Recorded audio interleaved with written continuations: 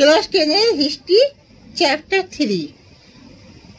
Class 10-এর history chapter 3 তোমরা সবাই মন দিয়ে শোনো আর লেখো, আর সবাই লাইক অ্যান্ড সাবস্ক্রাইবটা দিয়ে দাও।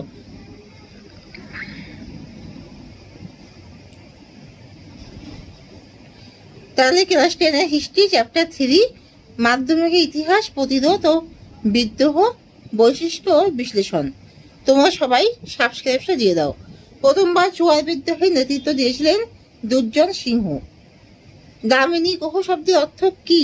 পাহাড়ের প্রান্তদেশ। ওয়াহাবি আন্দোলনের সমসাময়িক বাংলায় তিতুমিরের নেতৃত্বে যে আন্দোলন হয়েছিল তার নাম কি? তারিকাই মোহাম্মদিয়া। সাঁওতাল বিদ্রোহ হয়েছিল 1855 খ্রিস্টাব্দে। ধরতি আবা শব্দের অর্থ হলো পৃথিবীর ঈশ্বর বা পিতা। বারাসাত বিদ্রোহের নেতা ছিলেন তিতুমির। খুদকাঠি প্রথা প্রচলিত ছিল কোন সমাজে? মুন্ডা। মুন্ডা বিদ্রোহের সূচনা হয় 1899 সালে। হুল শব্দের অর্থ কি?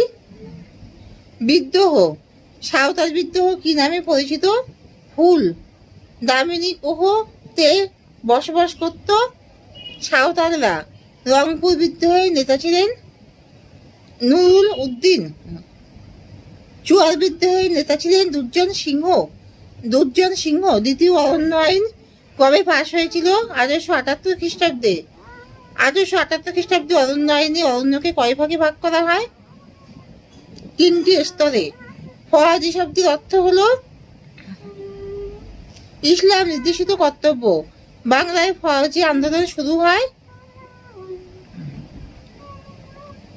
1819 খ্রিস্টাব্দে।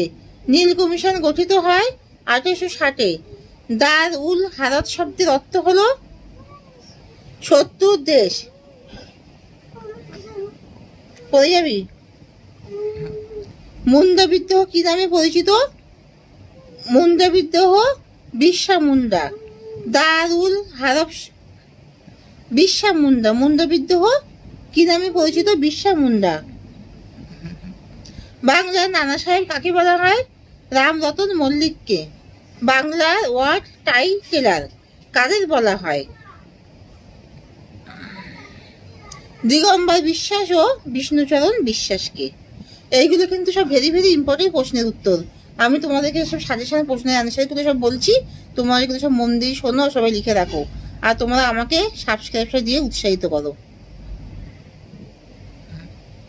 উল গুলান বলতে কি বোঝো? উল গুলান বলতে বোঝায়